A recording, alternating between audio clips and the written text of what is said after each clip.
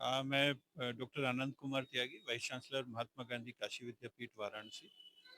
आज हम लोग यहाँ पे जो ये हमारी एग्जीबिशन है इसको देखने के लिए आए हैं और हमने देखा है कि एक छत के नीचे इतनी सारी चीज़ें जिसमें कपड़े भी हैं, सिले हुए कपड़े भी हैं, शॉल्स भी हैं, साड़ियाँ भी हैं, दूसरे हैंडीक्राफ्ट आइटम्स हैं और सबसे अच्छा कि ब्रास की मूर्तियाँ और तमाम चीज़ें हैं। तो निसंदेह एक फ्लोर के नीचे इतनी सारी चीज़ें होना संभव नहीं होता है। तो हमने अपने विश्वविद्यालय के लिए भी कुछ चीज़ें इसलिए खरीदी हैं कि जो मूर्तियाँ आमतौर से दुर्लभ होती हैं, सब जगह नहीं मिल पाती, वो यहाँ पे उपलब्ध थी तो हमने वो भी खरीदे हैं। इसके साथ ही साथ अपने व्यक्तिगत इस्तेमाल के लिए भी हमने कुछ कपड़े वगैरह खरीदे हैं। तो निसंदेह ये एक बहुत अच्छा प्रयोग जो है किया जा रहा है और मुझे पूर्ण आशा है कि इससे केवल लखनऊ वासी ही नहीं अपितु आसपास के दूसरे लोगों को भी फायदा होगा। जैसे हम बनारस से आते हैं लेकिन जो चीज़ें बनारस में भी नहीं मिल रही थी यहाँ मिल रही हैं, तो ये एक अच्छी बात है। हमें पूरा विश्वास है कि भविष्य में भी इस तरह के आयोजन होते रहेंगे ताकि लोगों को इसका फायदा वगैरह जो भारत की चीज़ें हैं उनको भी इस तरह जीवित रखा जा सकता है। सर प्रमोट कैसे करेंगे? जैसे कि ज़्यादातर चीज़ें खत्म होती जाती हैं। सबसे बड़ी चिंता बेसिकली यही है कि जब तक इस तरह के आयोजन नहीं होंगे, जो हमारी पुरानी कलाकृतियाँ और ये तमाम चीज़ें हैं, ये आज की पीढ़ी को पता नहीं लगेगा क्योंकि आज की पीढ़ी जीती है लैपटॉप में और इंटरनेट में। तो ये तमाम चीज़ें वहाँ पे अभी हैं नहीं, ये तो हमारे छोटे-छोटे उद्योगों के रूप में हैं।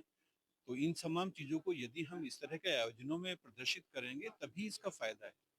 इसका देखिए डबल लाभ है।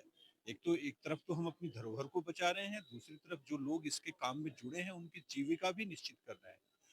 तो मुझे पूर्ण आशा है कि हमारे दूसरे जो आसपास के शहरों के या लखनऊ के वासी हैं वो यहाँ पे अवश्य आएँ और एक बार देखें तो सही कि भारत का असली स्वरूप क्या है। छोटे-छोटे उद्योगों में, घरों में लोग क्या-क्या बनाते हैं और उनकी क्या-क्या संभावनाएँ हैं, उसकी क्या-क्या यूटिलिटी है। सर अगेन बात करें प्राइज़िंग की, प्राइज़िंग बहुत हाई हो जाता है।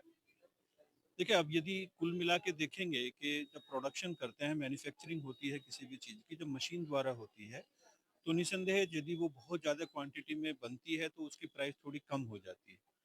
लेकिन यदि वही चीज़ कारीगर अपने हाथ से बनाता है, तो एक-एक आइटम देखिए वो इंडिविजुअली सेपरेटली बनाता है।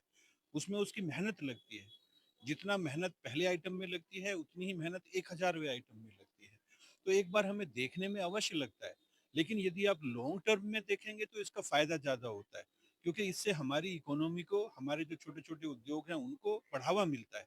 और जब हम ये मशीन की बनी चीज़ें खरीदते हैं, तो ऑब्वियसली इसका फ़ायदा दूसरे जो मशीन के मैन्युफैक्चरर हैं या जहाँ से हम इम्पोर्ट करते हैं, उन लोगों को होता है। तो हमें देखिए अपने स्वदेशी को यदि बढ़ाना है, तो इन तमाम चीज़ों को थोड़ा-सा हमें पॉपुलर करना पड़ेगा। सर जैसे बात करें कि हैंडीक्राफ्ट है, तो आने वाले टाइम पे आपके इंस्टीट्यूट में हमें कुछ ऐसा देखने को मिलेगा कि आप वर्कशॉप करें या कुछ ऐसा करें? देखिए, हमारे यहाँ पे तो पहले ही हमारे जो काशी विद्यापीठ में हमारे पास 2-3 विभाग हैं। एक तो पेंटिंग वाला विभाग है, स्कल्पचर का भी हमारे यहाँ विभाग है, म्यूज़िक का विभाग है, ड्रामा का विभाग है। तो ये तमाम चीज़ें, सारे विभाग ऐसे हैं कि जो हमारी पुरातन कलाएँ हैं, उनको संजोने में जुटे हुए हैं। और जैसे आपको यहाँ पे प्रदर्शनी लग रही है शिल्प की, ऐसे ही हमारे दूसरी पेंटिंग वगैरह जो बच्चे बनाते हैं, उन सब का प्रदर्शन किया जाता है। और उसी चीज़ से प्रभावित होके मैं यहाँ पे आया। मैंने देखा कि ये ज़्यादा बड़े स्तर पे है, ताकि इस तरह की चीज़ों को हम अपने विश्वविद्यालय में